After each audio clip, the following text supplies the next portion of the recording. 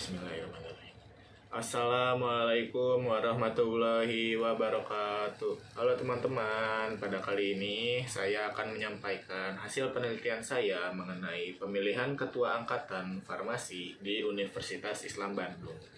Oke, sebelum saya masuk ke dalam pemaparan hasil penelitian saya akan menjelaskan dan menyampaikan biodata saya terlebih dahulu. Perkenalkan, nama saya Dimas Arya Wicaksana dengan NPM 10060323089 dari kelas B dan dari program studi farmasi. Oke, tanpa berlama-lama, mari kita mulai saja. Oke, yang pertama yaitu pendahuluan.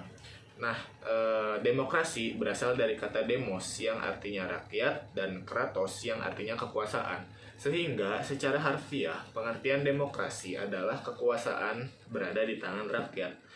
Demokrasi adalah salah satu bentuk mekanisme sistem pemerintahan sebagai upaya mewujudkan kedaulatan yang dijalankan oleh rakyat.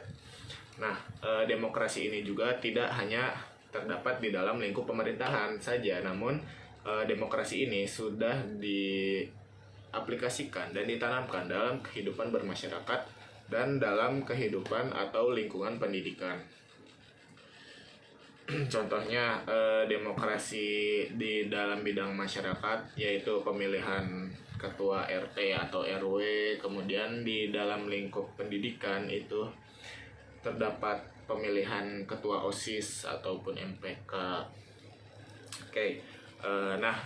Pemilihan-pemilihan tadi yang merupakan aplikasi dari demokrasi itu keterkaitan dengan pemilihan seorang pemimpin. Nah, seorang pemimpin itu harus memiliki jiwa kepemimpinan yang baik, yang bagus, dan lebih dari orang lain. Nah, apa sih kepemimpinan itu? Jadi, kepemimpinan merupakan suatu proses yang dilakukan untuk mempengaruhi serta mengarahkan berbagai aktivitas orang-orang yang ada di dalam sebuah organisasi ataupun kelompok. Secara sederhana, kepemimpinan ini melibatkan antara atasan dan bawahan di dalam sebuah organisasi. Nah, jadi kepemimpinan ini juga terdapat di dalam lingkup universitas. Contohnya yaitu seorang ketua angkatan. Nah, ketua angkatan itu apa sih? Jadi, ketua angkatan adalah pemimpin mahasiswa satu angkatan yang memiliki tanggung jawab untuk merangkul semua mahasiswa dalam satu angkatan serta sebagai penghubung informasi di dalam angkatan dan di luar angkatan tersebut. Nah, jadi dapat kita simpulkan bahwa ketua angkatan memiliki peran sebagai pemimpin angkatannya dalam satu program studi. Seperti contoh, seorang ketua angkatan di program studi farmasi angkatan 2023. Oke, selanjutnya yaitu saya akan memaparkan metode penelitian yang saya gunakan.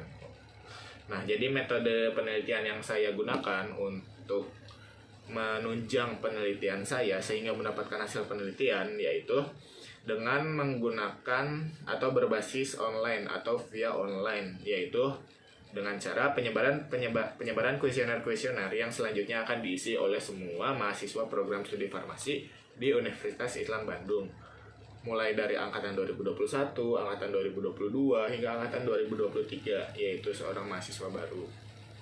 Oke, mengapa saya menggunakan penyebaran kuesioner untuk metode penelitiannya? Karena apabila saya akan melakukan metode dengan cara wawancara, dikhawatirkan tidak akan mencapai efisiensi dan juga kemungkinan akan terdapat mahasiswa-mahasiswa yang tidak dapat melakukan wawancara dengan saya. Dikarenakan seorang mahasiswa tentunya sudah memiliki kesibukannya masing-masing, baik itu di dalam kegiatan kampus maupun di luar kegiatan kampus. Oke, selanjutnya saya akan menyampaikan hasil penelitian saya berupa pembahasan yang terdiri dari beberapa subbab.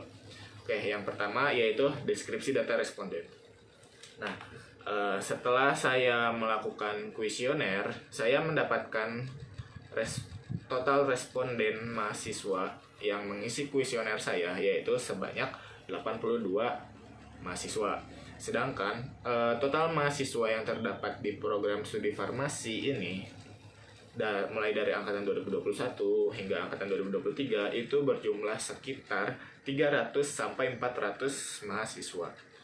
Nah, hal ini juga dapat kita simpulkan bahwa kemungkinan hasil dari responden yang didapat berjumlah 82 orang ini itu bisa dikatakan kurang maksimal.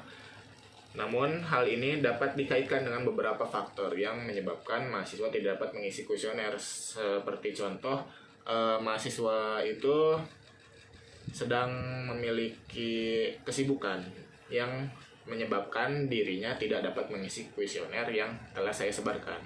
Yang kedua, kemungkinan mahasiswa tersebut itu kurang aktif menyimak informasi-informasi yang disampaikan di grup-grupnya, di grup-grup WhatsApp-nya. Oke, selanjutnya saya akan menjabarkan jumlah responden dari tiap-tiap angkatannya dari total keseluruhan responden, yaitu sebanyak 82 orang. Nah, jadi berikut tertera adalah tabel data responden tiap-tiap angkatannya. Jadi pada angkatan 2023 itu memiliki jumlah responden sebanyak 45 orang atau 45 mahasiswa. Lalu pada angkatan 2022 itu memiliki jumlah responden sebanyak 24 orang. Dan pada angkatan 2021 itu memiliki jumlah responden sebanyak 13 mahasiswa. Yang apabila ditotalkan ini akan menjadi 82 mahasiswa. Nah, mengapa angkatan-angkatan atas seperti angkatan 2022 dan angkatan 2021 itu memiliki jumlah responden yang lebih sedikit?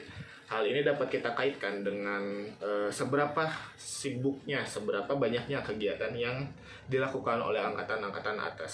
Seperti contohnya pada angkatan 2021, ia memiliki kesibukan untuk mengerjakan tugas akhir dan menggarap atau menyusun skripsi-skripsi yang mereka gunakan untuk menjadi syarat kelulusan.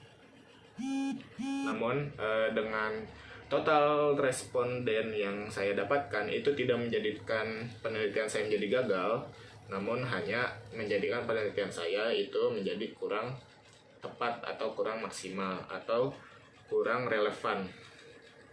Tapi saya akan berusaha untuk memberikan hasil penelitian yang sangat signifikan kepada kalian semua. Oke, selanjutnya kita akan mulai membahas seberapa penting sih pemilihan ketua angkatan. Nah, jadi di sini saya menterterakan tingkat kepentingan pemilihan ketua angkatan, yaitu terdapat sangat penting itu berjumlah 75% dan penting saja itu sebesar 18% dan biasa saja itu sebesar 7%. Di sini terdapat dua tingkat kepentingan yang lainnya, yaitu tidak penting dan sangat tidak penting. Namun di sini saya tidak cantumkan dikarenakan persen dari mahasiswa responden yang memilih tidak penting dan sangat tidak penting itu berjumlah 0%, sehingga saya tidak mencantumkannya pada tabel data data seberapa penting pemilihan ketua angkatan ini. Oke. Nah, melalui data yang telah kita dapatkan, kita dapat menyimpulkan bahwa pemilihan ketua angkatan itu berperan sangat penting bagi mahasiswa program studi farmasi di setiap angkatannya. Oke, selanjutnya. Di dalam kuesioner juga saya menanyakan mengenai metode pemilihan apa yang dilakukan untuk memilih ketua angkatan. Dan hasilnya 100% responden mahasiswa itu menyatakan atau mengatakan metode pemilihan ketua angkatan yang dilakukan oleh semua angkatan mulai dari 2021 hingga 2023 yaitu dilaksanakan dengan cara pemilu. Oke, otomatis apabila metode pemilihan ketua angkatan yang dilakukan dengan cara pemilu itu telah menerapkan prinsip demokrasi, yaitu dari rakyat untuk rakyat, yang dengan seperti itu mahasiswa program studi farmasi itu ingin bahwa seorang ketua angkatan dapat merealisasikan visi misi dan keinginan dari seluruh mahasiswa tiap angkatannya. Oke, berikut pengaruh ketua angkatan terhadap angkatannya. Nah, jadi ketua angkatan juga memiliki pengaruh terhadap anggota-anggota angkatannya. Di sini terdapat 4 aspek penting pengaruh ketua angkatan terhadap angkatannya. Yang pertama yaitu realisasi. Nah, realisasi ini berhubungan dengan seberapa bisa ketua angkatan mengaplikasikan atau merealisasikan visi dan misi yang telah ia sampaikan pada saat pemilihan ketua angkatan. Dan realisasi ini juga tidak hanya sebatas dengan visi misi yang ia sampaikan, namun realisasi ini juga dapat berupa keinginan dari mahasiswa-mahasiswa anggota angkatannya. Yang kedua, ini ada pengaruhnya itu adalah penengah. Nah, jadi seorang ketua angkatan itu harus bersifat netral atau tidak berpihak kepada pihak manapun, sehingga apabila di dalam satu angkatannya itu terdapat konflik, nah ketua angkatan ini berperan sebagai penengahnya yang dimana akan menyelesaikan permasalahan atau konflik di dalam angkatannya tanpa berpihak kepada pihak manapun. Yang ketiga yaitu bertanggung jawab. Tentu saja sebagai seorang pemimpin, ketua angkatan itu memiliki tanggung jawab terhadap angkatannya, baik itu apabila angkatannya melakukan kesalahan ataupun melakukan keburukan atau miskomunikasi. Nah, ketua angkatan inilah yang akan bertanggung jawab terhadap angkatannya, atas angkatannya. Oke, yang terakhir yaitu penggerak. Nah, seorang pemimpin yaitu seorang ketua angkatan harus memiliki jiwa penggerak mahasiswanya. Jadi ketua angkatan itu harus dapat menggerakkan mahasiswa-mahasiswanya atau anggota-anggota angkatannya agar dapat bergerak sesuai dengan apa yang akan dilakukan oleh ketua angkatan. Seperti contohnya pada saat akan merealisasikan keinginan mahasiswa atau pada saat akan merealisasikan keinginan atau pada saat merealisasikan visi misi yang akan dilakukan oleh ketua angkatan, itu seorang ketua angkatan harus dapat menjadi penggerak bagi anggota-anggota angkatannya. Oke, tidak terasa kita sudah mencapai ke akhir pemaparan hasil penelitian, dan yang terakhir yaitu penutup. Jadi dapat kita simpulkan bahwa mahasiswa program studi farmasi telah melakukan aplikasi demokrasi dalam jenjang perkuliahan dengan baik. Salah satu contohnya yaitu pemilihan ketua angkatan. Metode pemilihan ketua angkatan pun dilakukan dengan cara voting dan tidak terdapat unsur paksaan yang sudah menjadi tradisi masyarakat Indonesia seperti dalam pemilihan presiden.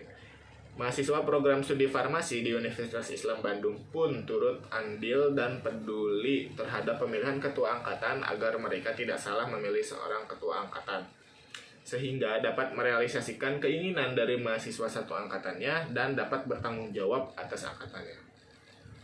Oke, mungkin cukup sekian pemaparan saya mengenai hasil penelitian yang berjudul